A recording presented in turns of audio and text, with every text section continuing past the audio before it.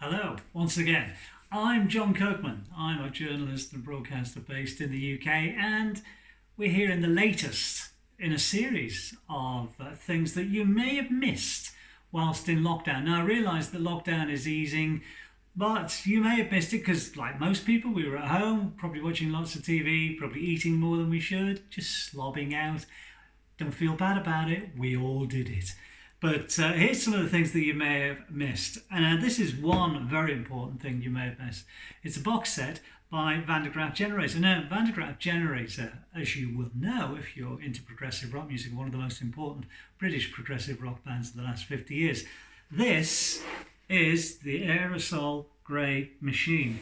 Now, it's a box set of the very first Van der Graaf Generator album. Now, like most things in life, it didn't quite start off as a Van der Graaf Generator album. It was going to be a Peter Hammill solo album, but Van der Graaf Generator signed to Charisma Records, and in a deal, like lots of deals get done in the music industry, well, the deal was done, so the album, rather than come out as a Peter Hammill solo album, came out as a Van der Graaf Generator album, probably because it had more of a cachet, because they formed the band in '67 in Manchester, kind of just up the road from where I am based here in Liverpool, in 1967. So what do you get in this box set? Well, it tells you on the back what you get. You get some vinyl, you get some CDs. CD 1, of course, contains the album remastered and basically tarted up to a very, very high degree. This sounds absolutely brilliant.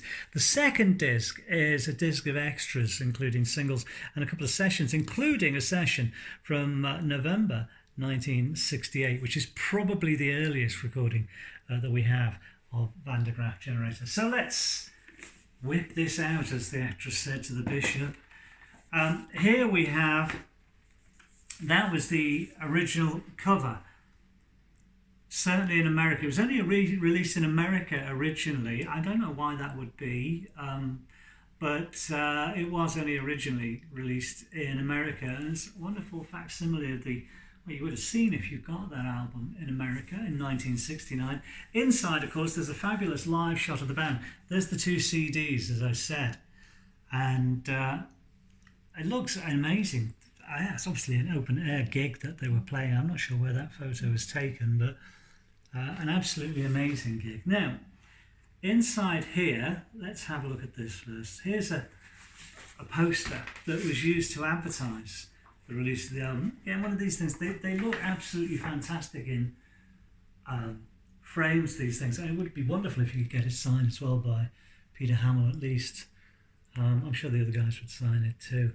At the time, Van der Graaf Generator first started working together. It was Peter Hammill, Hugh Banton, Keith Ellis, Guy Evans, and a guy called Chris Judge Smith, who, as an aside, actually wrote a couple of songs for the British TV series Not the 9 O'Clock News, and did a wonderful album which included a lot of the guys from Van der Graaf. It was a concept album called Curly's Airships. Seek that out if you can. Very, very good album. Anyway, back to the Aerosol Grey Machine. There we go. It's a single. Now, originally the single, well, it says Esoteric here. The single would have been on Polydor Records, so it's a facsimile of the Polydor label as it was back then. This came out, I think, in January 1969, so before the album. And on the B-side, a very famous track, Firebrand. That was the B-side of the single. And very, very collectible. If you can find an original of that, you've got a few bobs worth there in your collection. Now, I think this was the European cover for the Aerosol Grey Machine. Again, pretty nice facsimile there of the record. I don't know why they've got a girl on the front, but I guess that's the deal. She has an aerosol can in her hand. That's the concept, and everything was about the concept back then. If you take the vinyl out, I love the smell of vinyl. It's awful, isn't it? Back to my youth. Now, that is what... There you go, look at that. Isn't that beautiful? That is what the label would have looked like had it come out in the UK in 1969, because they were on Mercury Records, and that was... It's a kind of facsimile of the Mercury Records label, except it's got Esoteric on there, who currently released it. But an absolutely beautiful vinyl album. And, you know, if you grew up with vinyl, it's something very, very special because you had all the notes to read, you'd be listening to the album, be it on headphones or through speakers, and you'd be reading all these notes.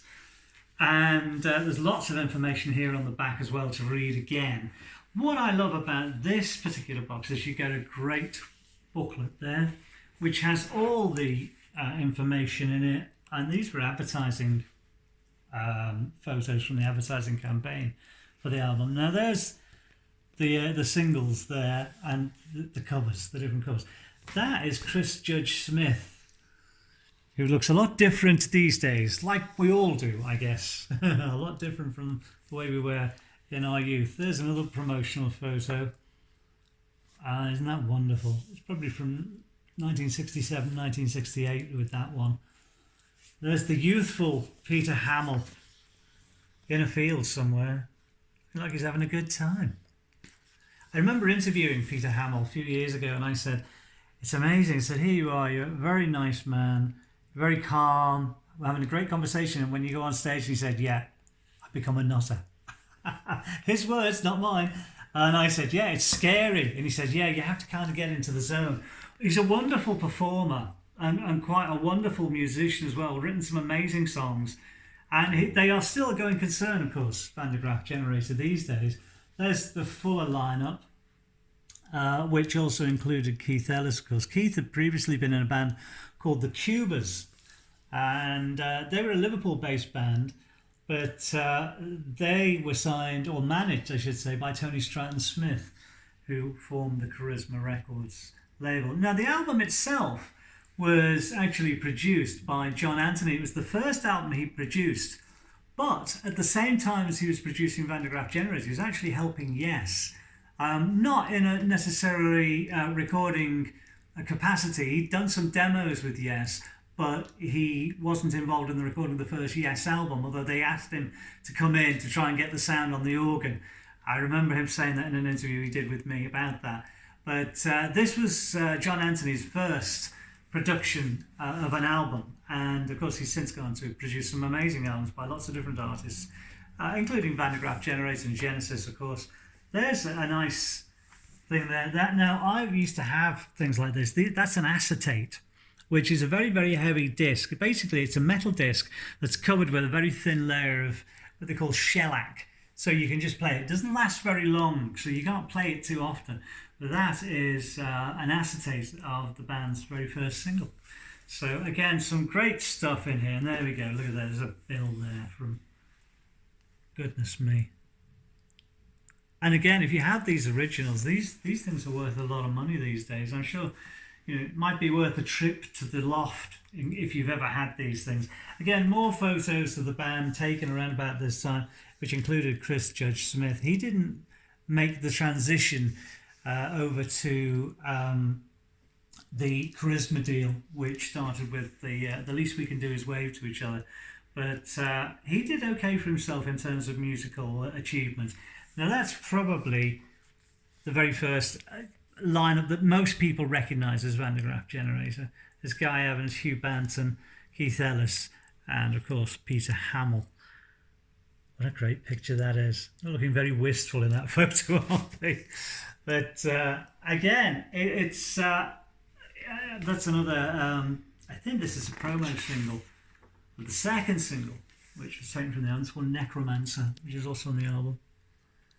As you can see, that's on the Mercury label. It's a white Mercury label, which denotes that it's a promo. The booklet is full of great information, lots of memories, and again, oh, there we go. That's the cover. That'll tell you where it was. An outside gig. There you go. A number of earnest young men performing. Those sort of period photographs are something that I look back on and I think, gosh, I remember gigs like that. Look at that. There's a postcard that's been signed by the band. You see quite clearly the band have all signed it there. And that was a typical, I guess, 60s. It's a kind of throwback to the 60s. That would be a typical 60s promo photo for the press. The guys gathered together in an alleyway, all looking kind of, again, looking somewhere else. Quite frankly, looking the sort of gang you would not want to meet down an alleyway at any time. But again, that was pretty typical of the promotional photos that were taken in the 60s. And again, it's that was then in 1970, the Mercury shot. That would have been a trade ad in the music press, which included, of course, lots of other artists as well as Van de Graaf Generator. This box set, as I said, I can't recommend it highly enough. If you're into progressive rock, it's a beautifully packaged and beautifully put together box set of the band's very early days. And I said, probably got the earliest recording of Van de Graaf Generator on there from a BBC session in 1968. I've got two, in fact, one from November and one from January 69. But it's a wonderful box set, well worth having, a nice mixture of vinyl and, of course, CD. And as I said, if you're a progressive rock fan, it doesn't come any better than this. Van de Graaf Generator, the Aerosol Grey Machine, expanded super deluxe edition, available from Cherry Red Records now, although it's on the East Terry label. It's distributed by Cherry Red Records. Go to the website cherryred.co.uk, type in Van de Graaf Generator, and you will find it there. And things are kind of slowly getting back to normal there, so it isn't taking quite so long to get any orders from the company out to you. So well worth having. Thanks for watching today.